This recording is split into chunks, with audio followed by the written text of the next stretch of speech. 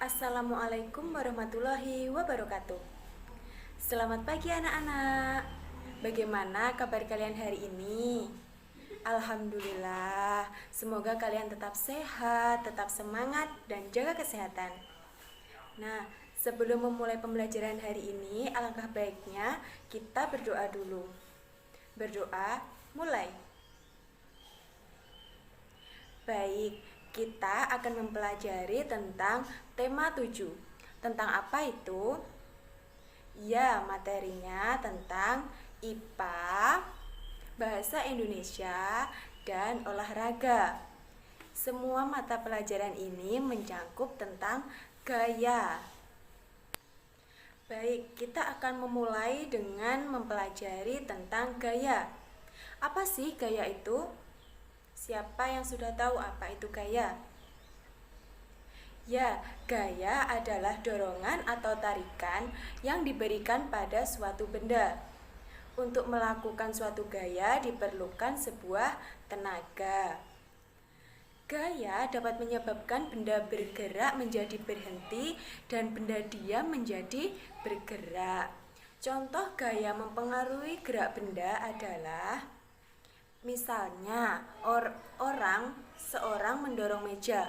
Awal mulanya meja diam. Ketika meja didorong, pastinya meja tersebut bergerak. Nah, gaya mempengaruhi benda bergerak. Misalnya, bola yang sedang menggelinding tiba-tiba diberhentikan. Nah, itu menyebabkan bola yang menggelinding jadi berhenti.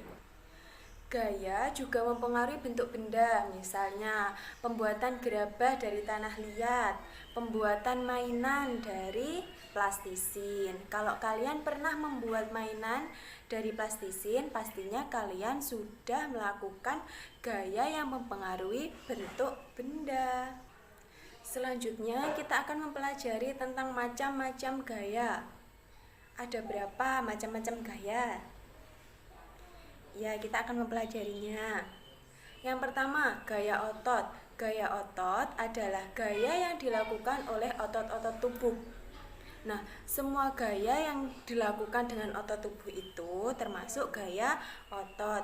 Misalnya, saat kita sedang mendorong meja, kita mengangkat barang, seperti itu sudah melibatkan gaya otot. Yang kedua, gaya pegas. Apa itu gaya pegas?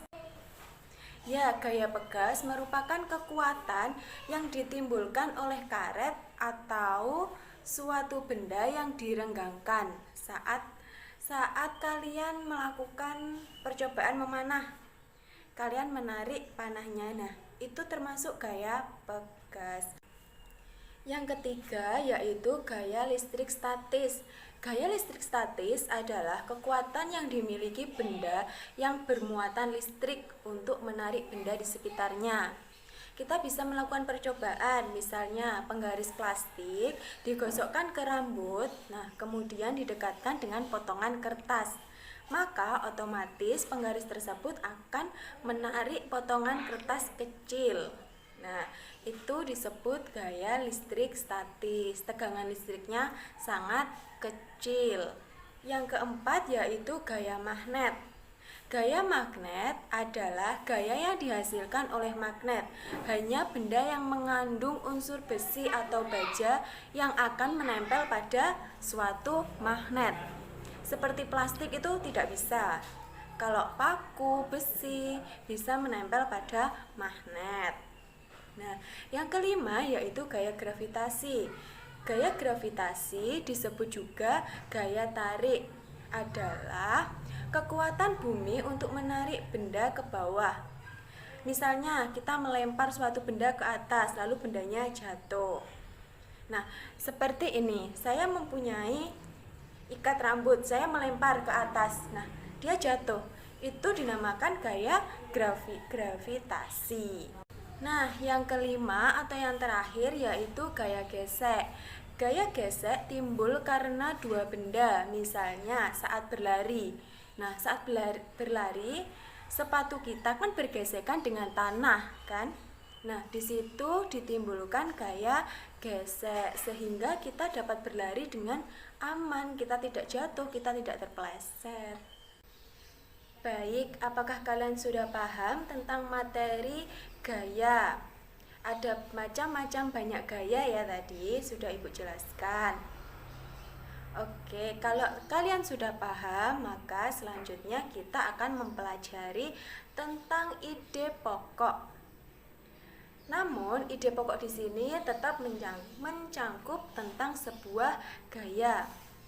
Nah, sebelum menginjak tentang ide pokok, maka kita akan mempelajari tentang paragraf. Nah, apa sih paragraf itu? Ya, paragraf adalah suatu rangkaian kalimat yang memiliki suatu gagasan utama atau kalimat utama. Kalian masih ingat kalimat utama itu apa? Ya, kalimat utama adalah kalimat yang berisi pola pikir utama atau ide pokok dan menjadi dasar untuk mengembangkan paragraf. Jadi, kalau kita membuat paragraf, kita harus mengembangkan kalimat utama. Paragraf sendiri memiliki jenis berdasarkan letak kalimat. Antara lain, paragraf deduktif, paragraf induktif, dan paragraf campuran. Tentunya kalian masih ingat apa itu paragraf deduktif? Ya, paragraf deduktif yaitu di mana letak kalimat utamanya berada di awal paragraf.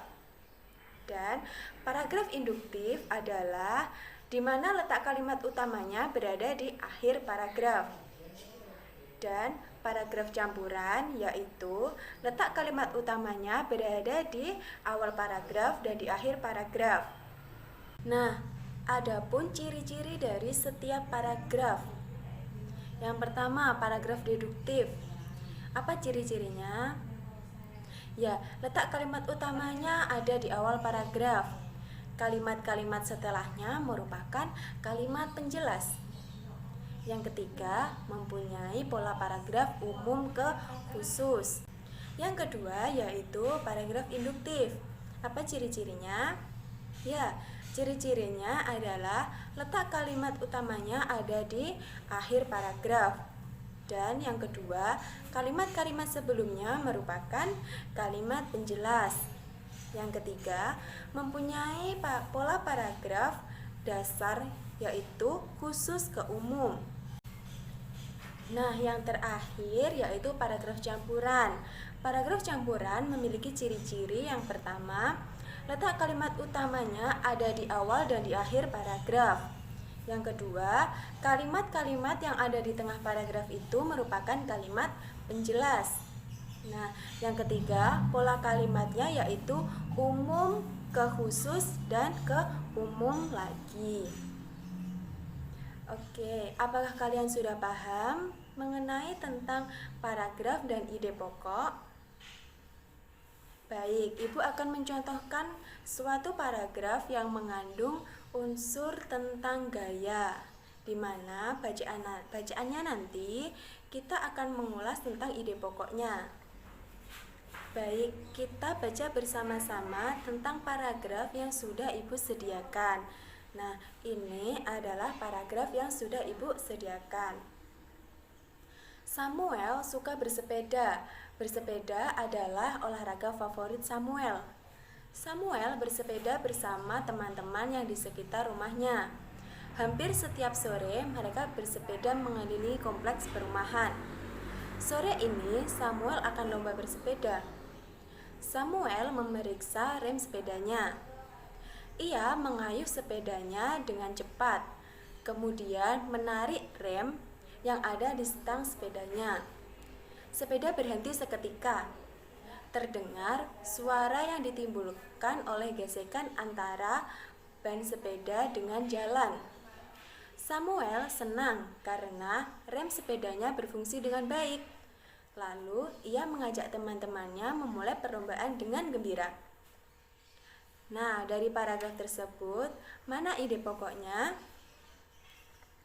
Ya, ide pokoknya adalah gesekan antara ban sepeda dan jalan terkait dengan gaya gesek. Apakah kalian sudah paham bagaimana mencari ide pokok? Baik, kalau sudah paham. Baik, apakah kalian masih semangat? Masih ya, tentunya. Oke, selanjutnya kita akan belajar tentang olahraga. Pastinya kalian setiap hari melakukan olahraga ringan ya, untuk menjaga pola hidup sehat.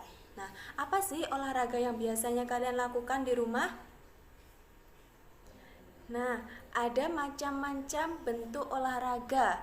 Misalnya, bermain sepatu roda, melakukan bulu tangkis, kita melakukan voli, sepak bola, lari. Nah, itu semua termasuk jenis bentuk olahraga. Nah, kita akan membahas tentang lari jarak pendek. Apa sih lari jarak pendek itu? Ya, lari jarak pendek adalah salah satu jenis lari yang dilakukan dengan kekuatan dan kecepatan penuh sepanjang garis lintasan dari start hingga finish, di mana pemenangnya ditentukan berdasarkan catatan waktu yang paling singkat.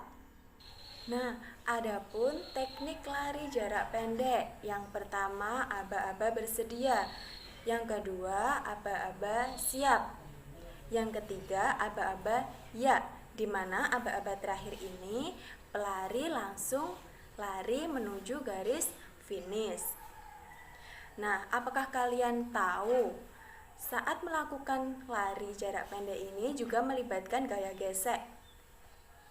Nah, gaya gesek yang ditimbulkan antara sepatu dengan lantai atau tanah menimbulkan gaya gesek, di mana kita dapat berlari dengan baik dan aman, tidak terjatuh. Nah, apakah kalian sudah paham tentang materi olahraga jarak pendek?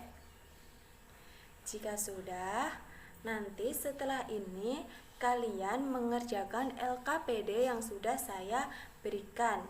Nah, LKPD-nya seperti ini ya. Ini LKPD tentang materi IPA. Nah, yang ini LKPD Bahasa Indonesia, dan ini LKPD pelajaran olahraga, di mana setiap LKPD nanti saya memberikan waktu 3 hari dalam pengerjaan. Nah, apakah kalian bisa mengerti? Oke, jika sudah dikerjakan, nanti hasilnya tinggal difoto saja, lalu dikirimkan ke ibu ya melalui WhatsApp.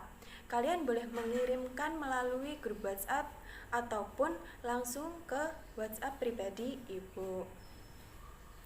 Baik, sampai di sini apa ada yang ditanyakan? Oke, jika tidak ada yang ditanyakan, pembelajaran hari ini kita cukupkan sampai di sini. Akhirul kalam, wassalamualaikum warahmatullahi wabarakatuh.